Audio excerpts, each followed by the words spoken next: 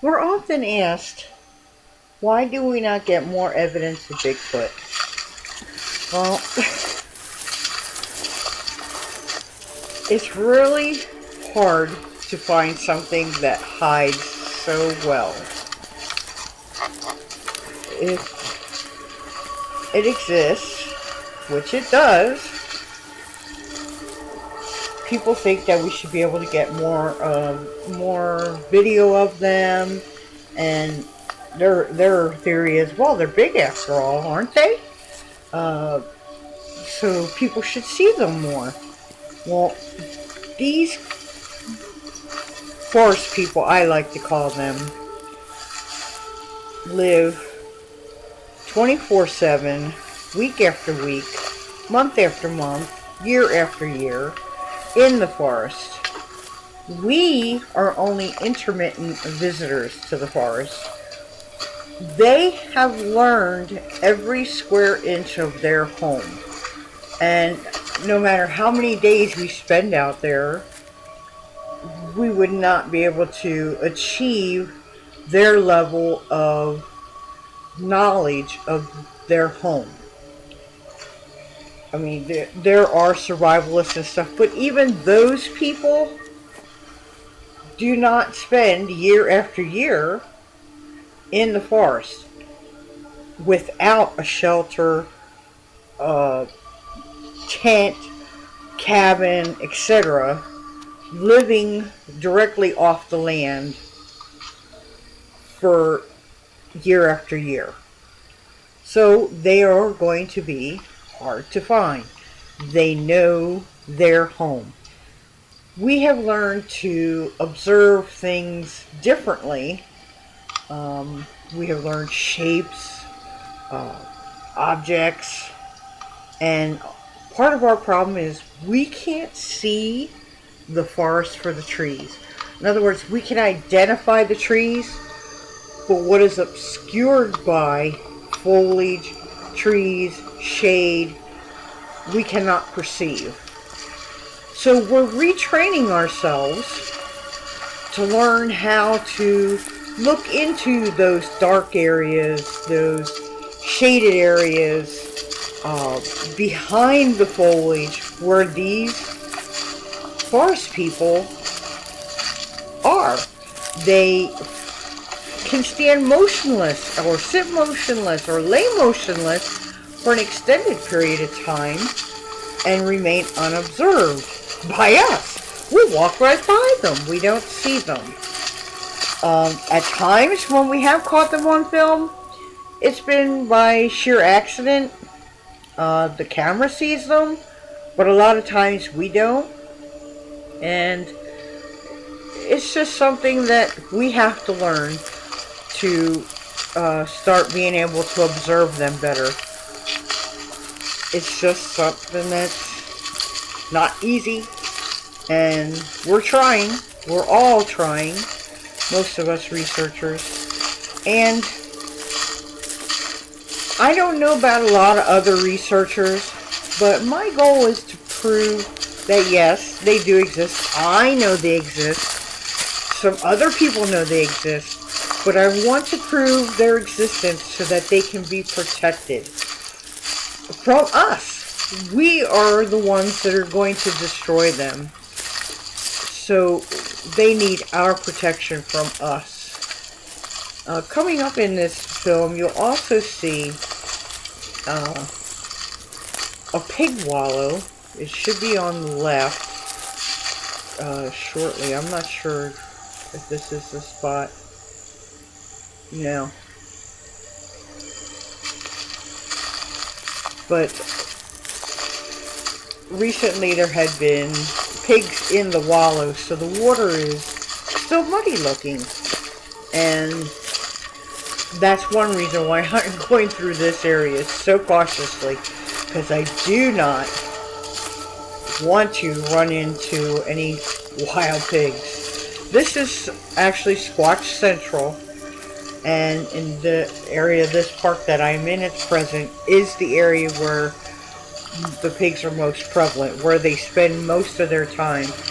They've been forced into this upper corner of the park by the individual forest person, I believe, that has moved into the park. From my estimation, I believe him to be a young male. The last measurement I had of his foot was 15 inches, and not sure about the size. I haven't definitely seen him. I've heard him, and I've known that he's followed me, and I have found his footprints. I have not seen any other footprints with him, so I believe he is on his own. He may have come from either of two clan areas, one across the river or one way over on the other side of a lake. So he actually, I think, inadvertently found this zone and really likes it because there's no hunters that are allowed into it. This park is specified as no hunting, so he hangs out here and stays here, and he's got plenty of food. He's got hogs, he's got deer, which I've seen skeletal remains of both. He's got citrus growing in there. There's nuts, hickory nuts. There's wild raspberries. There's ferns, which if you pull up ferns, forest ferns, they have a root system, root tuber that is edible. So there's plenty of food for this guy to eat. Plus he's got 2 waterways, so he has access to fish. And also there's turkeys here. There's shore water birds here. So he has plenty of food to eat and doesn't have to worry about hunters coming in shooting up his forest. He just has to deal with people like I'm walking through, which that has greatly decreased because the forest people don't manage it anymore. They allowed it to grow up. Here's that wallow I was talking about. You can see the water is muddy, and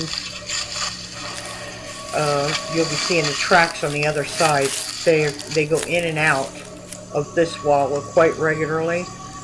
So there's heavy traffic that goes out the backside of this mud hole here. So I am always extremely careful on this end of the forest, because I do not want to run into this herd of pigs.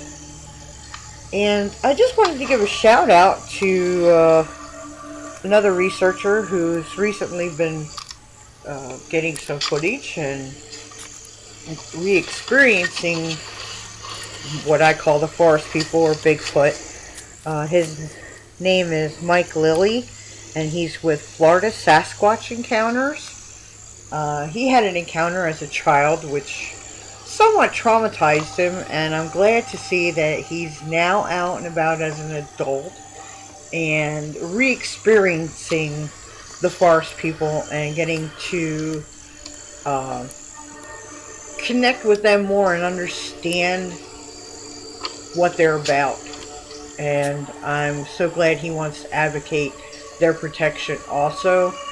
So you guys go check out Florida Sasquatch Encounters with Mike Lilley, and he's a great young guy. Unfortunately, he does have disabilities, but he does get out there. We have to give him kudos. He is out there, walking out there, and he has found himself a family group of Bigfoot, and he is learning to